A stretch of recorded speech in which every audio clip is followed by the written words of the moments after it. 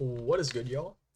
Um, kind of just want to go back and kind of talk more now that I'm not so emotional about the Mikal Bridges trade.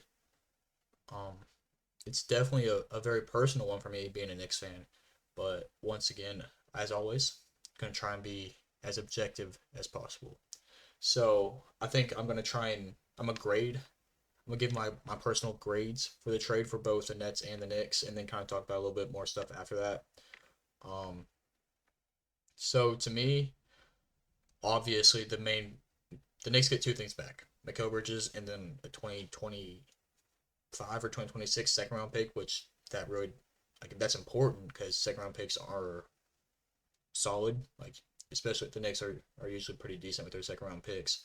But at the same time, like I feel like that was just like Leon Rose trying to get something extra back because it's the Nets. But I'm gonna give the Knicks an A minus on the trade. Thinking about it, Mikal Bridges is perfect. He's perfect for this team. He has the chemistry with the other guys on the team since he played with them at Villanova, and he just fits, man. He fits.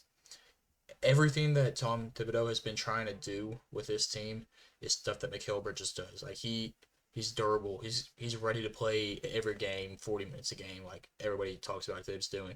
Um, and along with that, he hasn't missed a game since high school. Like who else is doing that? Like I think he's played like over 400 straight games in the NBA.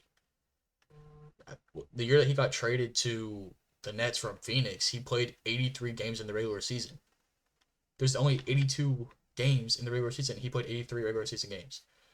So I love it. I was watching First Take this morning, and Mad Dog Russo was talking about how the Knicks should put this trade package together for Donovan Mitchell or something like that. And as much as I love watching Donovan Mitchell, he's a great player. I love watching him. He's amazing, but he doesn't fit with this next team. So I just got to give a lot of praise to the Knicks front office for not going out and trying to just get a star, just to get a star, trying to bring in a big name and make it work. No, they knew what they were doing, and they brought in a guy that fits the culture, fits the system, and is a he already does the things that we would be asking any player that comes into this next team to do. So I love it. I'm giving it A minus for the Knicks just because of all that. For the Nets, and last night whenever I posted my first video about this trade, the Nets,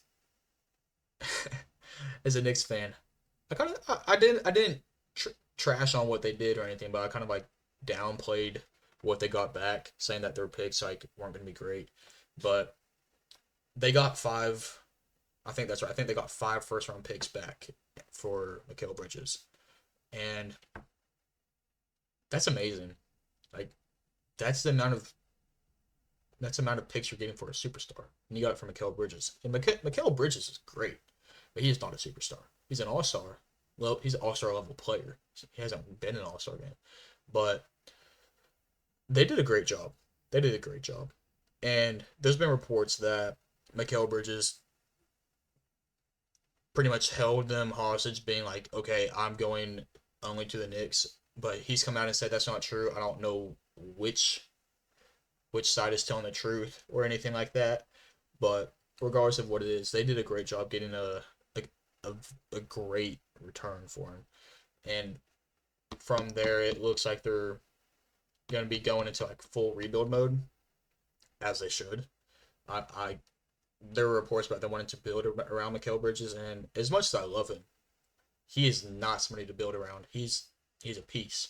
He's not your center. He's not what you build around. But at like legit minutes after this trade went down, they ended up making a trade with the Rockets to the basically what they did was Brooklyn had Phoenix's picks for the next however many years, and Houston had the Nets picks for the next however many years, and they basically just swapped them.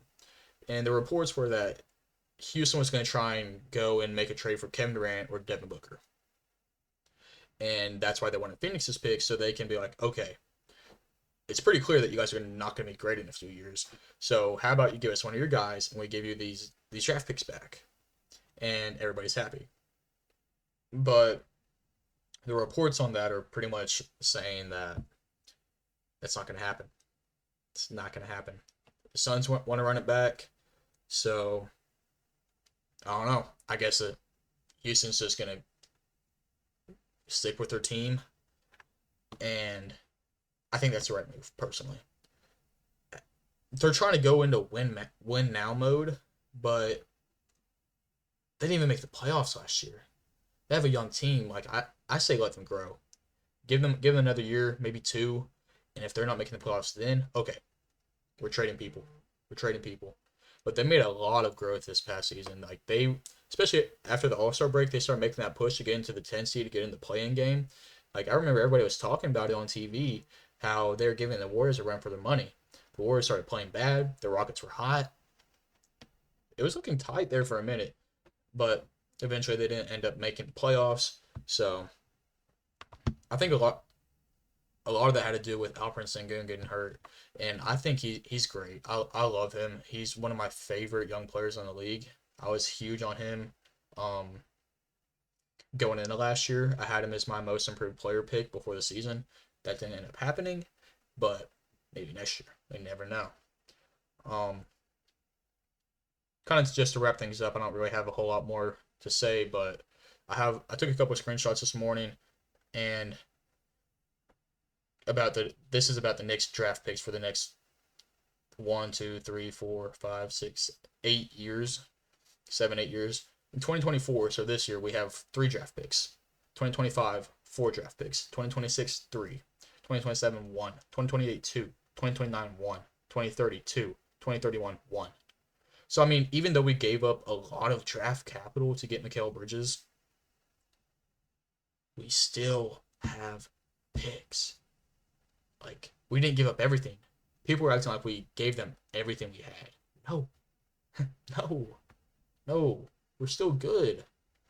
And just kind of on top of that, this is hilarious just because this is the first trade the Knicks and Nets have made with each other in 50 years. In 50 years.